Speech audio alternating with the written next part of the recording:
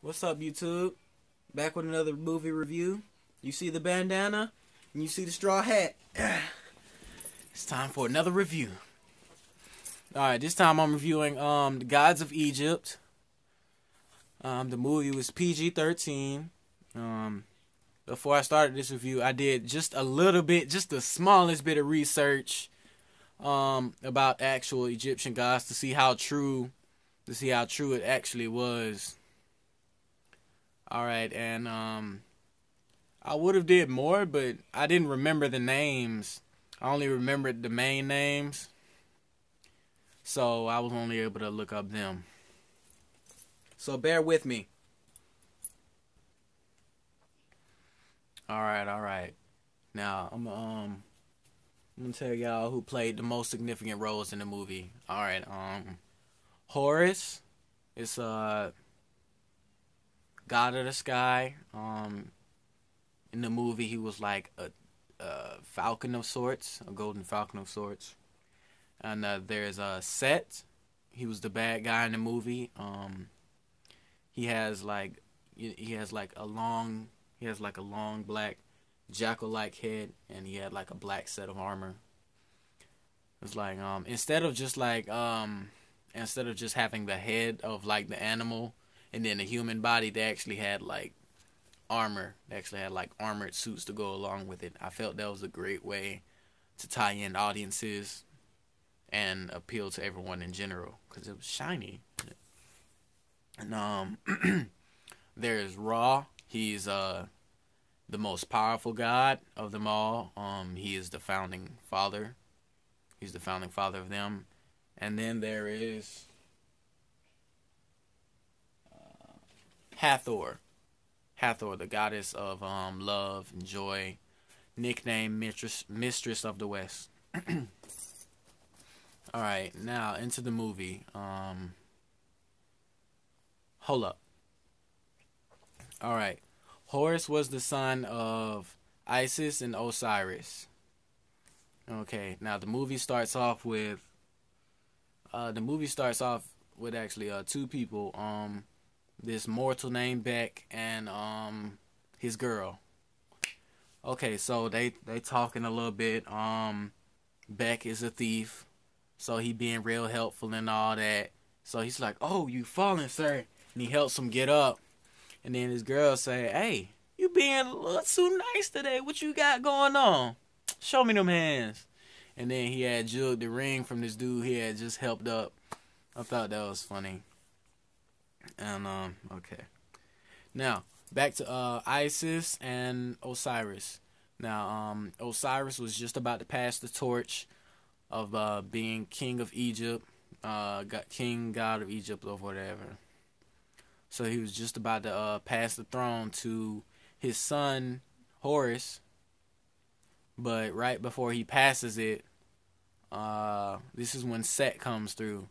Set protrudes through with his army. His army breaks up the crowd, like comes straight through the middle, and then like surrounds the podium that they're standing on. And then Osiris talks with Set. Set is his brother. So they converse for a little bit, and then Set just comes at him. He says, "Brother," and then he hands him this magical staff or whatever. He hands him this magical staff. And then he says, "I want to fight you, brother." And then Osiris is just like, "I do not want to fight you." He jams the staff into the ground. And then he tries to go give Set a hug. And then Set just shanked this nigga.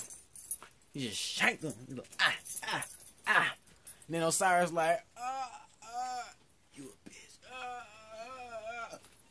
And he's all laid out. And the gods have golden blood in this movie. Now, I don't really have any problem with that. I did, however, have a problem with the fact that it was sparkly. It had glitter in it. That upset me a little bit. I was like, okay, that's cool. You got golden blood, but why you got glitter in it though? Why you got to be shiny? Like, no. Excuse me. I personally disagree with that part. I wasn't rather too fond of that. But anyway, so Osiris all laid out. He's like, don't let him take over. So then Horus, he was like, I'm not about to have this. You ain't just about to be taking over my stuff. You ain't about to take over my kingdom. I was just about to be running things. So then he take the staff out the ground. And then he start duking it out with Set for a little bit. And then they get to like a turning point. They get some distance between them. And then that's when they bring out the godly powers. Which is they enchanted suit of armor. Set bring out his black jackal-like armor. It has like, was it silver lining? Either had like silver lining or like gold lining throughout it. But the overall but the main color was black. And then Horus he put on his little hawk face, his little golden hawk face, had his wings. So then, Horus over there whooping that ass for a little bit. He breaks the shield that Set has with him. And then Set, he pulls dirty move. He get his whole army to just like shine the sun, shine the lights up, shine their lights at Horus. And then they blind Horus. And then that's when Set takes advantage of this, and then he just starts knocking the life out of Horus. And then finally he knocks Horus down.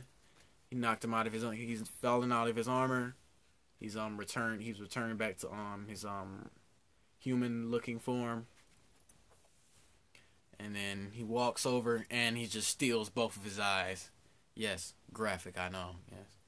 Yes, he just, his eyes were like, once he pulled them out, they were blue marbles. They were like these giant blue diamonds. It was wicked. Just a note in this movie, I felt that they shouldn't have did this, but every god was taller than the normal humans. Like Beck, he was like 5 foot, it don't matter. And then Horus in like human form, not even in his armor, Horus was like 8 feet. He was like 8 feet tall. Just unnecessarily tall. Like they didn't have to do that. Like every shot was practically green. Every shot was almost green screen with Horus, because they had made him taller. Because they made him taller than Beck. All right. So after Set beats down Horus, Horus just retreats. Set doesn't kill him. Horus is just like laid out in his tomb. He's just real upset. He's blind and all that. That is kind of depressing, man. You just become blind. Somebody with best friend. All right. So Set, he enslaves all the mortals, making everybody bow down, shine his sandals and whatnot. And he takes Beck's girl, he just has her like working under, who was it? He was working under the quote unquote greatest builder in Egypt. I forget his name. He wasn't that relevant. But yeah, so she's working under him. And then, Beck, he's a slave or whatever. But he's still a thief. So, he slide in on his old girl. He's like, I'm going to set you free one day. I'm going to steal you out of here. Or some crap like that. And then, old girl, she has a lot of faith in Horus. That she was saying, like, Horus can win. Horus can still do all of this stuff. He just needs his eyes. Okay, so then she pull out this map, and then the map is it's a map of the treasury, and it's said to have Horus's eyes. So she hands the map to her man, and then he like flees the scene. So then he just goes through a bunch of booby traps and all of that, and he does get Horus's eye. And then he walks to Horus's tomb. Wait, no, he doesn't, not yet. So he shows up to his girl again. He says, hey, he's like, hey, boo, how you doing? And then she's just like facing him. She's like, I'm sorry. I'm so sorry. And then bam, it was an ambush. The quote unquote greatest builder in Egypt, he had her surrounded by the thief surrounded by his men. And then he was just like, what did you take? Give it back to me right now. So then the thief, he gave him like this little golden beetle necklace or whatever. And then the great builder of Egypt or whatever, not a god, he's immortal. So he's just like, guards kill him, bring the girl with me or whatever. And then Beck's like, wait, I stole something else. And then he turns around and then he pulls out Osiris's eye. And then I'm guessing this eye, which eye was it? The right eye? This was the sun eye, I'm guessing. Because it said, as I was reading up Egyptian God, it said he has two eyes. One eye of the sun and then one eye of the moon. I'm guessing the right eye was the sun, I'm guessing. So then he pulled that out and then he grabbed his girl, and then they rode off into the distance, going to go see Horus. And as they're riding down, the great builder of Egypt or whatever, his aim was greasy. He pulled a, how far was he? I don't know. He was real far. He was real far away. He pulled out the little arrow. He just, bow, just shot his girl. He shot Beck's girl right in the chest. And then she was like, oh no. No, Beck, give me that good time. Give me that good D one more time. One more time before I pass out. No. So then she dead. And then he tries to, builder of Egypt, he tries to shoot one more time, except he misses. Alright, so Beck he's now Horus's lair. And then he walks in. And then Horus is questioning him, what are you? What do you want? Are you here to pray? You need to bounce. I'm sick of looking at you, even though I'm blind. And then Beck, he has the eyeball in his back pocket. He opens it up a little bit, and then this wake up Horus. He's like, you have my eye. And then Beck was like, wait a minute. Let's strike a deal. Okay. My old girl, she all laid out, and you're a god. You need to bring her back. And then Horus, he was like, I can't do that, or whatever. And then Horus just starts swinging at him with the little axe or whatever. With the little spear, whatever. He misses, and then they eventually strike a deal. Dang, I'm getting longer and longer with these movie reviews. Alright. Okay. So then they eventually strike a deal. Horus tries to work his magic or whatever. He summons Anubis. Anubis is like the Grim Reaper in this movie. He just like brings you down to the underworld. And he walks you through the passages. So he brings out the girl's soul, and Beck is just yelling or whatever, trying to talk to her, but it don't work. Alright. Now here's where Horus, this is after this, Beck gives him his eye, and then Beck and Horus become buddies. They go on this adventure, whatever. What I didn't like was I didn't like some of the fight scenes. They were too shaky. Like the camera was a little too shaky in some of the fight scenes. I wish there were more close-ups in the fight scenes. Yeah, so you could really see like the hard work they put into the CGI versus this little blur they sometimes had going on. I wasn't too keen on that. Alright, so Set becomes aware that Horus has his eyeball, and then he sends some men after them. And then Beck and Horus, they're fighting off the men. Beck ain't really doing nothing. Horus is doing all the work. So he's just shanking them. Apparently they're gods. They're just like weaker gods. Because like I see them bleed gold. And so yeah, they were shaped like, what are they? I think they were rhinos. So yeah, he dukes it out with them. He wins, and then he turns his back, and then like the king rhino, he bashes Horus's head with the rock. Alright, so once he bashes his head in with a rock, he still has the death grip on the spear for some reason. Then Beck jumps in after him. He knocked him down towards a waterfall. Beck holds on to him saying, wake up. And then he spreads open the spear, and then they live. Alright, now further on, we need to skip. This is getting really long. Okay. So further along, they run into the goddess. They run into the goddess of love, or the mistress of the West. I forgot her real name. Yeah, they run into the mistress of the West, which just happens to be Horus's true love. Okay. And then the mistress of the West, she can supposedly she can command anybody who isn't in true love already, according to the movie.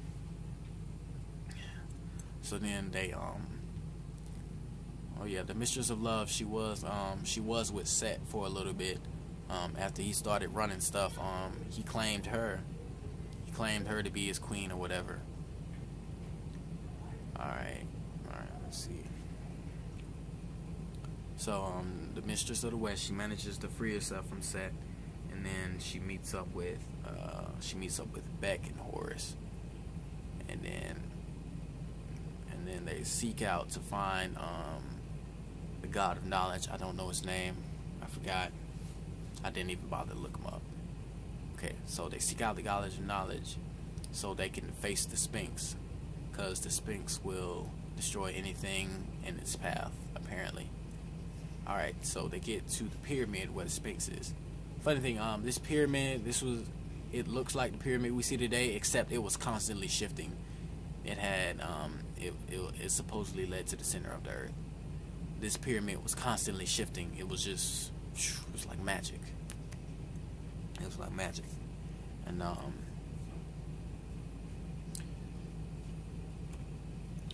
the God of Knowledge, he asked him, he said, do you know where's the opening of the pyramid? And then Becky's just looking left, right, till he just guessed. He jumps in, and then he turns this wheel to the right after going through a series of hoops and jumps to turn the wheel to get the pyramid to stop moving. So then he gets the other guys to jump in.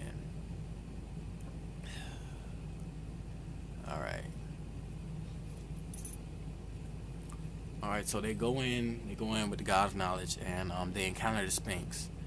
And then the God of Knowledge, he guesses the riddle wrong 3 times, and all 3 times Horus just gets swiped. He just gets swiped by the big sandy Sphinx. The Sphinx was not whole. The Sphinx was mostly whole, but it was just like, it was made of sand, and it was like crumpling. It's like currently crumpling, but it stayed solid enough to keep its form. So the answer to the Sphinx riddle is tomorrow. His riddle was some dumb stuff about what am I? I am such and such, such and such. Okay. Alright, so they reach the center, and just as they're about to pour this goldeny liquid into the center to weaken Set, Set lays a trap. He traps Horus and the Mistress or whatever, and then Beck has the potion. He's about to pour it, and then Set says some stuff. He's like, yo, you know they can't bring back your girl, right? You ain't gonna never get her to do Kaioken on the tip again. And he was like, is it true, Horus? Is it true?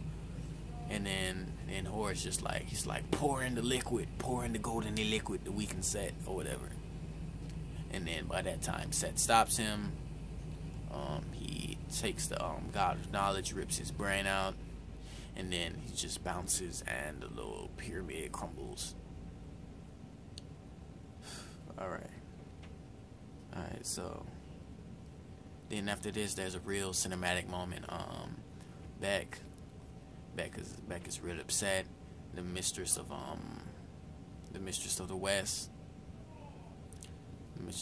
she gives Beck this little band or whatever, so he can see his girl one more time in the afterlife, and so she'll be sent to like the good part of the afterlife. And then like at this time, as soon as Beck gets there and he's about to make sure she can be safe, and granted the good passage of the afterlife, this is when Set has he's built up his god apparel. He's killed like all of the other gods. He clipped the wings off this one god, and then like he had them stapled to his back, even though the wings never looked the same.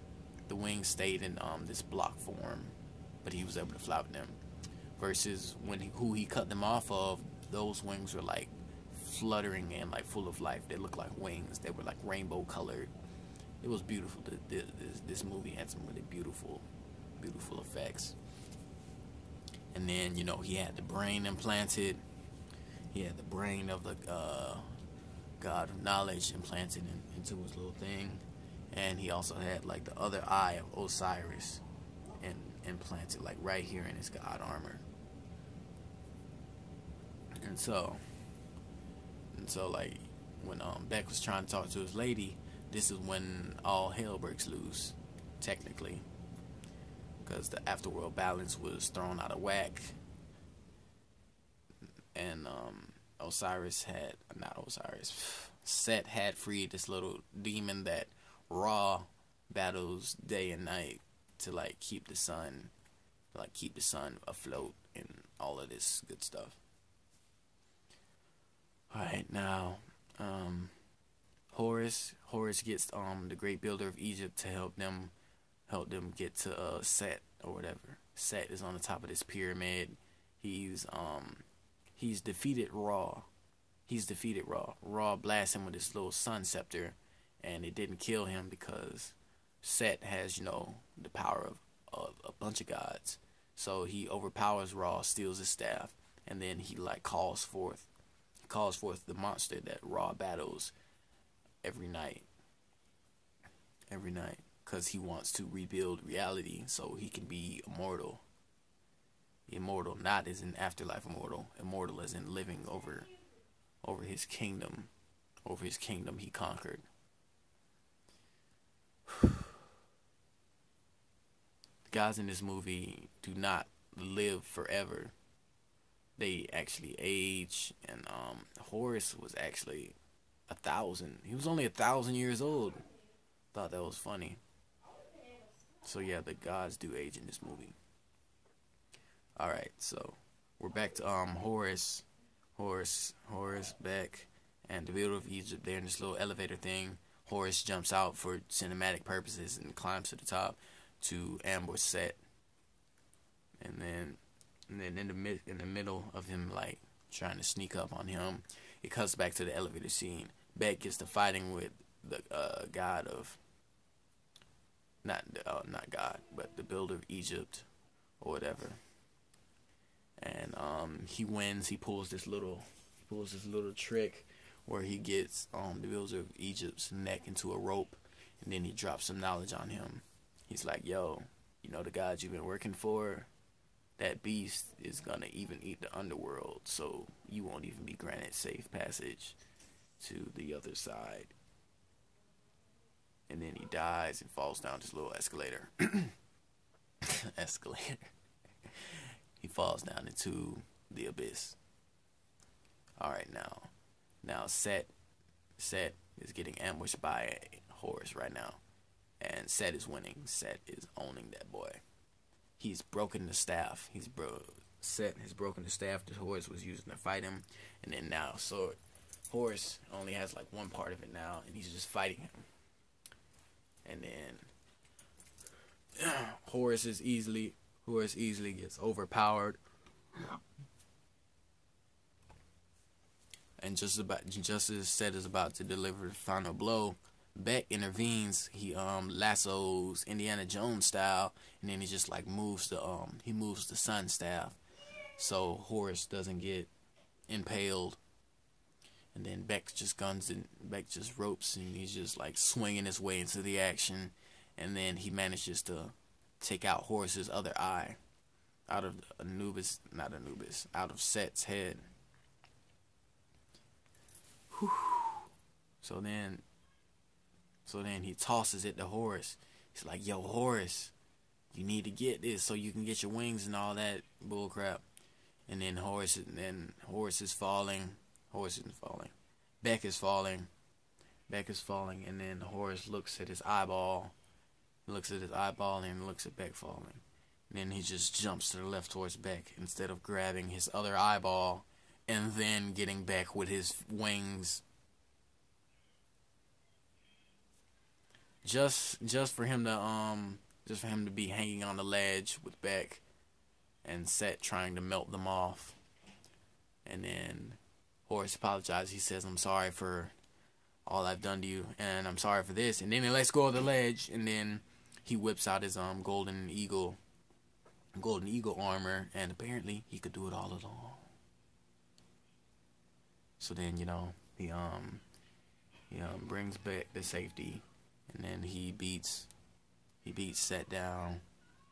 They're fighting in the air for a bit, and then Set Horus pulls a sneak attack. He like goes from inside the pyramid, sneaks up behind Set, and then he rips off his wings because I don't know, they weren't his to begin with. He had them nailed in, so he just rips those off, and now Set cannot fly, and he just like plummets like a good. They were in the center or something. Okay, I'm just say 2,000 feet. He plummets 2,000 feet. And then his armor, he's no longer in his armor. Horus comes down. Set is just like leaking. He's leaking golden pixie blood. Because he's gay. And then Horus comes up and he grabs the scepter. And then Set is like, wait, I spared you the first time, brother. Show mercy. And then Horus is like, and I won't make that mistake. And he's just, yeah. And then Horus goes to give the scepter to Ra, who's just like floating around in space, just like smoking on celestial herb. And then, you know, Ra sets everything right. And he's in depth. He's in depth to Horus, so Horus says, I don't want any mountains or any of that to bend to my will. I want you to do the one thing I cannot. And then he brought back Beck and Beck's old girl. And now Horus is the new ruler of Egypt. And this little black girl gives him his other eye, which was in the dirt. He says thank you. And Beck is like Beck is the new king now, and he's like the second in command in ruling Egypt. And then it cuts to a scene where Beck and Horus is just talking. He's like, "You miss her? Of course you miss her. I know you do." And then Horus is like, "Oh yeah, no." Beck says, "Wait, what the fuck?" Oh yeah. And then Horus says something about Horus says, do you think they'd miss me if I was gone for a few days? And then Beck says, as your second in command, I do my best to make sure they never notice. And so then it ends with Horus flying off. He's going to go see his girl. You don't see that part, but it just shows him flying off. And then like Beck is just like looking to the sky. And that is the end. Alright, now for my thoughts.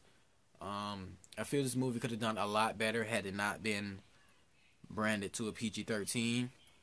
While the fight scenes were good, they were a bit shaky and a little bit too wide, like too far away. Like the fight scene was all the way back here. You can't get a good glimpse at it. Imagine my head as the fight scene. Like the fight scene was like back here. Whereas the close-up, which would be about right here. Yeah, I really would have wished that they would have had some more close-ups and not, I don't know, maybe a few shots where the camera wasn't going all over the dang place. That would have been a little better. And rated R, of course. Come on, man. You've seen Greek mythology. It gets kind of raunchy. Man. It wouldn't have hurt to see one boob. Come on, man. Come on. Everybody had, all the ladies were practically just walking around in bras, practically. So come on, one boob wouldn't hurt.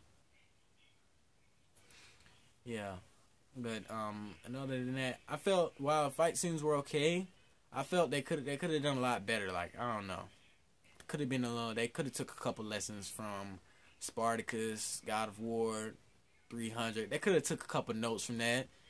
You know, made it a little more gruesome, you know. Stretched out the deaths a little bit, you know. Throw in a little bit more torture before just, you know, just ending things. And yeah. I feel they could have done real good with some notes from God of War. Make it gruesome. Make it gruesome. I'm looking up Greek mythology, man. I'm expecting some twisted stuff, man. All Greek mythology has some wicked twists. To it. And I think that is where they had differed. I think that's where they deviated a little too much. Trying to bring it to a general audience. Because they wanted a bunch of kids to see it. The little shiny eagles. They wanted more kids to see it. and they wanted kids to go with their families, more ticket sales, blah blah blah. Story wise, they could have done better if they just said, okay, forget it, let's stick to creative roots, let's get creative with it, and then just make it real R rated. You know, just a lot of blood, a lot of mortal blood. Let's see some more. I would have liked to see some mortal blood. It was basically the only deaths really was the god deaths, and their blood was all sparkly, so you don't really get the really full effect. It would have been kind of fun to see a little bit more mortal blood. And that was my movie summary and review. Dang, this took a long time.